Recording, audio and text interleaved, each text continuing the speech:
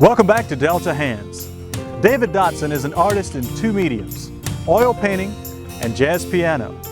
Studying with musicians such as Alvin Batiste and Ellis Marsalis has a continuing effect on all of his creativity.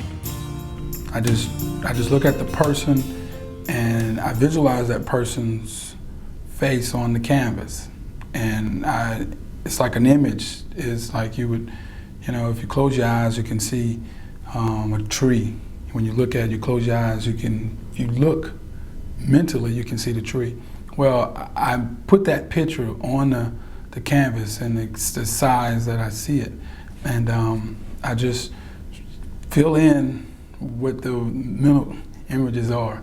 So rather than try to draw an eye or a nose or try to depict a mouth, I see it. And I think everyone has a photographic memory to a certain degree, because once we see something, it's never forgotten, and it's there, we just don't know how to access it. I try to get an overall tone of that personality, and I try to perceive that person the way they see themselves. And I think there's something in everyone that we all have in common. We all have a desire for greatness and excellence, and I work hard to display that. We all have emotions, and we feel pain, hate, anguish, joy, peace, and it passes at different rates from different people. But the difference between the audience and the artist, he has the technique to translate those emotions into something that's real, something that can manifest on canvas. The sitter themselves probably don't realize when they look in the mirror that we try to bring out those strong points.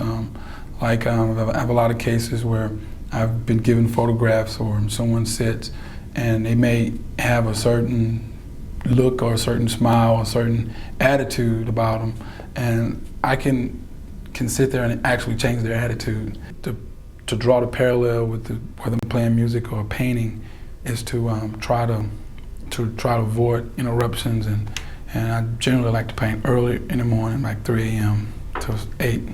But the word music actually means to think, and when I play music, I think about what I'm doing, if it's I'm composing or playing, and when I'm painting, I'm not just moving my hands or I'm not going through a motion. It's more or less I'm thinking, constantly thinking, and there's a level of concentration that I reach when I'm painting, and that's why it's very important for me at times when I'm painting not to be disturbed, because I can go 3, 4, 5 hours, 6 hours, and just to get up and walk to the phone and walk back, that whole level of concentration it's like you come out of a zone almost, so to speak, and it's the same experience with writing. You writing a song and composing a piece of music, and you walk away to go answer the doorbell, and you come back, and your work reflects those interruptions. And what Mr. Marsalis taught me was to develop a love for practice. When I'm doing something, or if I'm painting someone and it doesn't look like them or whatever, I don't see that as a failure. I see that as experience. I think in being any kind of artist, there's a great deal of courage. I think the real gift that God gives you, I know the gift God gave me was the gift of courage. And when I face adversity or failure, or I don't see it as failure, I see it as an opportunity.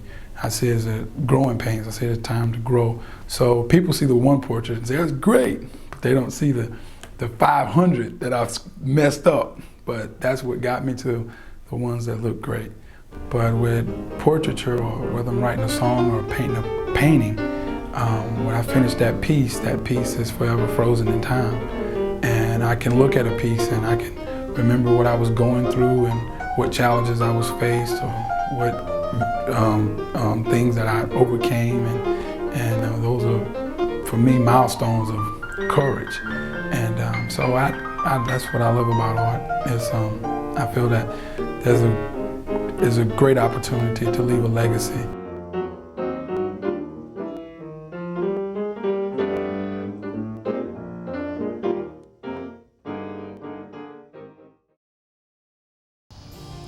When Delta Hands continues, we'll enjoy free-form oil paintings of emotion-laden clouds.